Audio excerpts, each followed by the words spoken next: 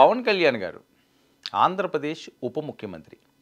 సరే ఆయన పదవి విధంగా మాట్లాడినా లేదా బయట మాట్లాడినా పదవి లేనప్పుడు మాట్లాడినా కొన్ని అంశాల్లో పవన్ కళ్యాణ్ గారు మాట్లాడితే అది ప్రభంజనమే. ఎందుకంటే ఇప్పుడు ఆయన కోనసీమ ప్రాంతంలో ఆయన మాట్లాడిన మాటలు ఇప్పుడు సోషల్ మీడియాను షేక్ చేస్తున్నాయి. అంటే దీనికి కొన్ని లింకులు ఉన్నాయి ఈ వాయిస్లు రావడానికి. ఎందుకంటే మరి పవన్ కళ్యాణ్ గారు శాఖ మారుతున్నారా, ఆయన హోంశాఖ పగ్గాలు చేపట్టబోతున్నారా, ఇది పెద్ద ఎత్తున చర్చ జరుగుతున్న అంశం.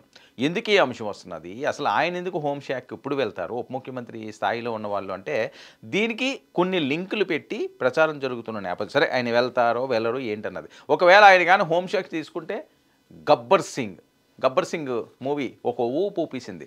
హోంశాఖ తీసుకుంటే అలాగే ఒక ఊపు ఊపుతారు అని చెప్పి సోషల్ మీడియాలో చక్కర్లు కొడుతున్న వార్తలు. ఈ తరం రాజకీయ నాయకుల్లో పవన్ తీరు వేరు. నేను చేసిన తప్పు నిలదీయండి అంటూ యువతకు ఓపెన్ ఛాలెంజ్. గతంలోనే ఎన్నికల ప్రచారంలో ఆయన ఏం మాట్లాడేవారు, నేనేమైనా తప్పు చేసినా నన్ను నిలదీయండి, నన్ను మాట్లాడండి అని అనేవారు. ఆ గట్స్ చాలా తక్కువ మందిలో ఉంటాయి. సరే నిలదీస్తారా ఉప ముఖ్యమంత్రి గారిని, లేకపోతే తప్పులు జరగకుండా ఉంటాయా అంటే అది వేరే ప్రశ్న. పొరపాట్లు ప్రతి దాంట్లో దొరుకుతాయి. నిలదీయండి మీన్స్ చెప్పండి అని. నిలదీయండి అంటే ఏదో పట్టుకుని నుంచోబెట్టి చేయడానికి అది కాదు కదా. సో బాధ్యత గల రాజకీయాలకు పిలుపు తనకు సీఎం చంద్రబాబుకి వర్తిస్తుందని స్పష్టం. ఇక నాయకులను ప్రశ్నించేది యువతే. కూటమి నేతలకైనా ప్రశ్నలు వేసే హక్కు మీదే. పవన్ జవాబుదారీతనం తటస్థులకు కూడా ఆకర్షిస్తుంది. ఆయన డైరెక్ట్గా ఏదైనా పొరపాట్లు జరిగితే మేము సరే వాళ్ళకేంటి, యువతకో లేకపోతే ఆంధ్రప్రదేశ్ ప్రజానికానికో ఆయన చెప్పడం కదా, వైఎస్ఆర్సీపీకి కూడా చెప్పారు. మీ బూతులు ఆపండి, మీ తీరు ఆపండి, ఏదైనా మేము తప్పు చేస్తే మమ్మల్ని ప్రశ్నించండి, దానికి మేము సమాధానం చెప్తాం, మేము తప్పును సరిదిద్దుకుంటాం. ఈ రకమైన మాటలు ఎప్పుడూ ఎవరి నోట రాని పరిస్థితి.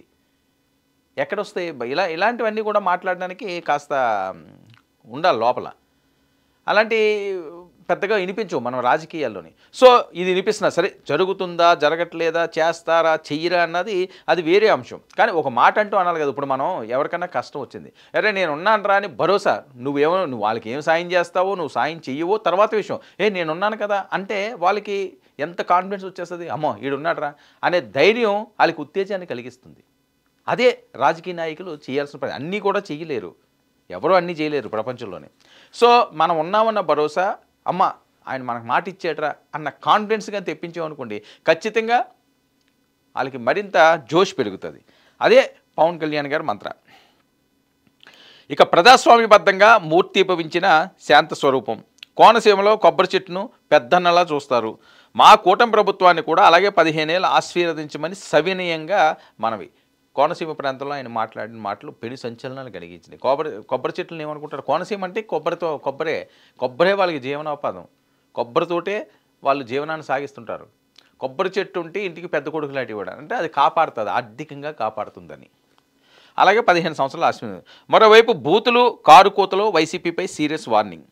పవన్ సహనం చూశారు, మంచితనం చూశారు.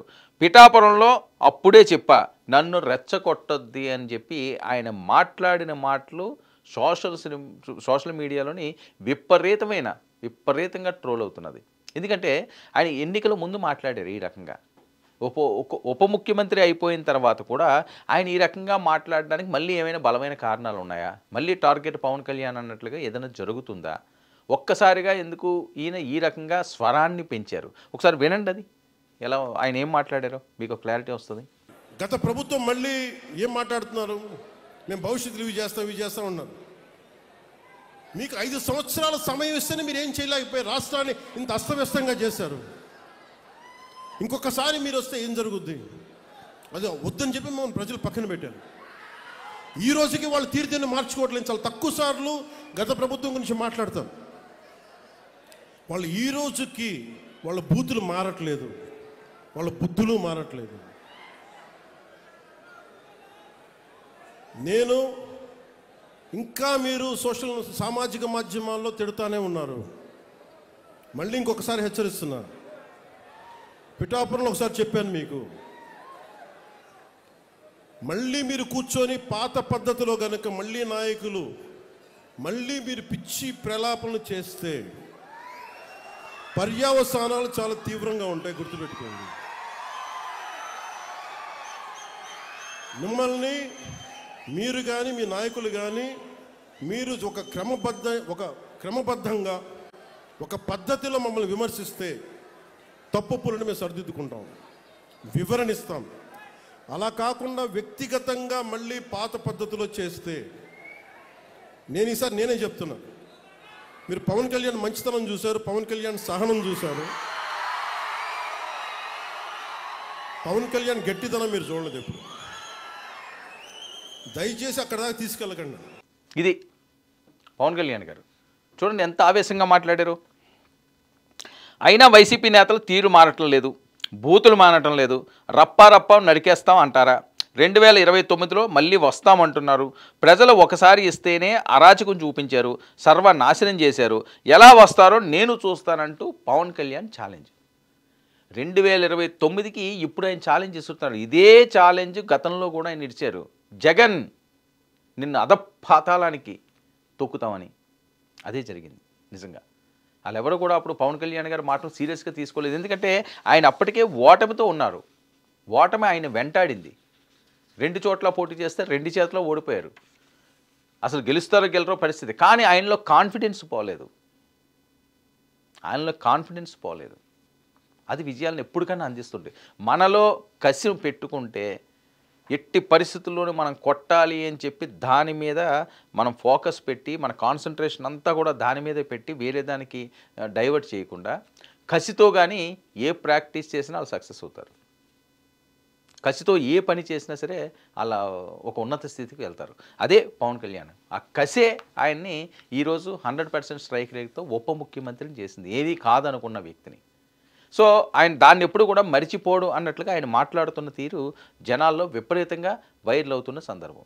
ఆ రోజు ఆయన చెప్పాడు, పిఠాపురంలో కూడా గతంలో చెప్పడం జరిగింది, మీరు ఈ రౌడీజాలు గూండాయిజాలు ఇంకోటి మానుకుంటే మంచిది అని. మరొక వైపు ఏంటంటే హోంశాఖ మీద ఆ రోజు పిఠాపురంలో ఆయన మాట్లాడిన మాటల్ని ఇప్పుడు దీనికి లింక్ అవుతుంది. అప్పుడు ఆయన ఆ రకంగా మాట్లాడారు, పిఠాపురాన్ని ఎందుకు గుర్తు చేశారు? హోంశాఖ ఆయన చేతుల్లోకి వస్తే ఇంకెలా ఉంటుంది? వేరే లెవెల్లో ఉంటుంది. అది కదా జరిగిన ప్రచారం. సో ఆ నేపథ్యంలో హోంశాఖ పగ్గాలు అని చెప్పి పెద్ద ఎత్తున ప్రచారం జరుగుతున్న వార్త. ఇక తప్పులు చేస్తే తాము సరిచేసుకుంటాం, కానీ నేరాలు చేసి తప్పించుకుని ఎవరైనా అనుకున్న వాళ్ళని మాత్రం నేను క్షమించను. మీరేం చేస్తున్నారో, ఎలాంటి బూతులు తిడుతున్నారో క్లోజ్ మానిటరింగ్ చేస్తున్నాం. లక్ష్మణ రేఖ దాటితే పరిణామాలు తీవ్రమని గుర్తుంచుకోండి. ఇంత ఫుల్గా ఆయన అటాక్ మోడ్లోకి వెళ్ళిపోయి మాస్ వార్నింగ్లు ఇస్తుంటే తనదైన పవర్ స్టార్ స్టైల్లోని వార్తలు వస్తాయి, ఖచ్చితంగా వస్తాయి. ఎందుకోసం ఎవరెవరికి హెచ్చరిస్తున్నారు? బూతులు మాట్లాడే వాళ్ళు చాలా క్లోజ్ మానిటరింగ్ చేస్తున్నారట. క్లోజ్ మానిటరింగ్ చేస్తున్నారు అంటే ఖచ్చితంగా చాలామంది హిట్ లిస్ట్లో ఉండుంటారు. సో వాళ్ళందరికీ ఏంటంటే ఈవిడ మళ్ళీ ఇంకొకరు చెప్పే కాకుండా అదే శాఖ తీసుకుంటే కొంతమంది భయపడతారు కూడా. ఎందుకంటే గబ్బర్ సింగ్ స్టేషన్కి రాకముందు పరిస్థితి వేరు, గబ్బర్ సింగ్ వచ్చిన తర్వాత పరిస్థితి వేరు. అది సినిమా అవ్వచ్చు, కానీ రియల్ సీన్లు ఇక్కడ చూపించడానికి ఆయన అవతారం ఎత్తపోతున్నారా? హోంశాఖని తీసుకోబోతున్నారా? హోంశాఖ వెరీ పవర్ఫుల్. అది మీరు ఏం చేస్తున్నారో, ఎలాంటి బూతులు తీస్తున్నారు, క్లోజ్ మానిటరింగ్ చేస్తున్నాం అంటున్నారు. ఇక పవన్ మాటలు జవాబుదారీ రాజకీయాలకు నిదర్శనం. క్లోజ్గా మానిటరింగ్ చేస్తున్నామంటే అందరి చిట్టాను లెక్కించి తగిన జవాబు ఇవ్వడానికి హోంశాఖ చేపట్టి కఠిన చర్యలు తీసుకుంటారని ప్రచారం. వైసీపీపై అగ్నివర్షంలా వార్నింగ్కు అదే సంకేతం అంటూ ఊహాగానాలు. రాజకీయాల్లో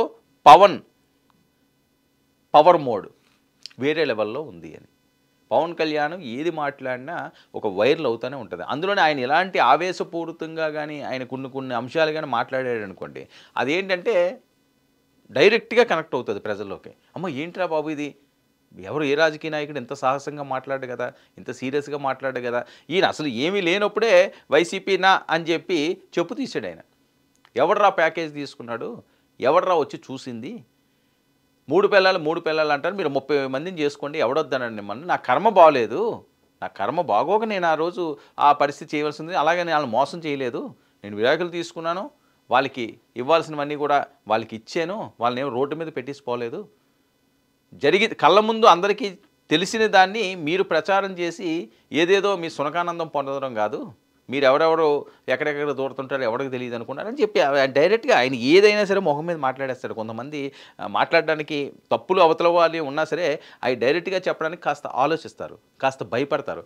భయం లేని వ్యక్తి, ఆయనకు భయం ఏం పడతాడు, దేనికన్నా రెడీ అంటాడు. నడి రోడ్డు మీద కొట్టుకుందాం రమ్మని పిలిచే నాయకుడు ఎవడన్నా ఉన్నాడా?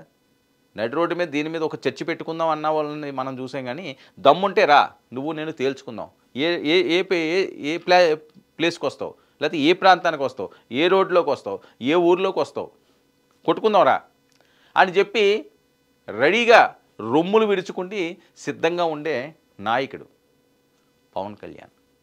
సో ఆయనతోటి ఎంత దూరంగా ఉంటే అంత మంచిది తప్పులు చేసే వాళ్ళకి.